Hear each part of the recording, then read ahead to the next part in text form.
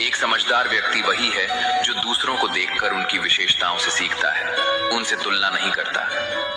इस दुनिया में कोई किसी का मातबदर नहीं होता। लाश को श्मशान में रखकर अपने ही पूछते हैं कि और कितना वक्त लगेगा। दुख आना भी जरूरी है, तभी इनसे जिंदगी पूरी होती है। खाली खुशी इंसान को मजबूत नहीं बनाती और ना ही जिंदगी के दोनों पहलुओं से रूबरू कराती है। दुनिया में केवल माता और पिता ही ऐसे इंसान हैं जो चाहते हैं कि आप उनसे भी ज्यादा कामयाब बने। वक्त, दोस्त और रिश्ते, ये वो चीजें हैं जो हमें मुफ्त में मिलती हैं, मगर इनके बेशकीमती होने का एहसास हमें तब होता है जब ये कहीं खो जाते हैं। जिंदगी में कुछ दर्द ऐसे होते हैं जो हमें जीने नहीं देते और कुछ फर्ज ऐसे होते हैं जो हमें मरने नहीं देते। आप चाहे कितने भी अच्छे कर्म कर लो, लेकिन आपकी तारीफ सिर्फ शमशान में ही होगी। अगर आप किसी को एक बार माफ करते हैं तो आप समझदार हैं।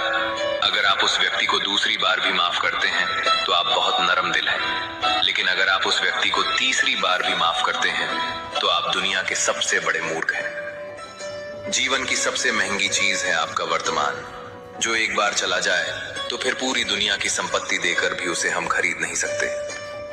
ईश्वर से कुछ मांगने पर न मिले तो उससे नाराज न होना, क्योंकि ईश्वर वो नहीं देता जो आपको अच्छा लगता है, बल्कि वो वही देता है जो आपके लिए अच्छा होता है।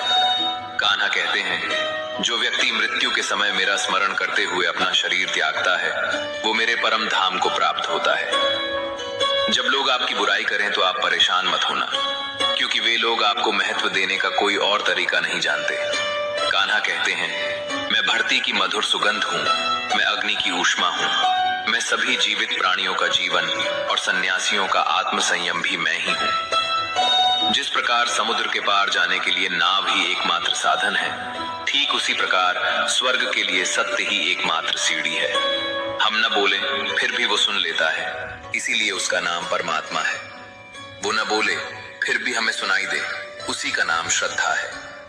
संबंध उसी आत्मा से जुड़ता है जिनका हमसे पिछले जन्मों का कोई रिश्ता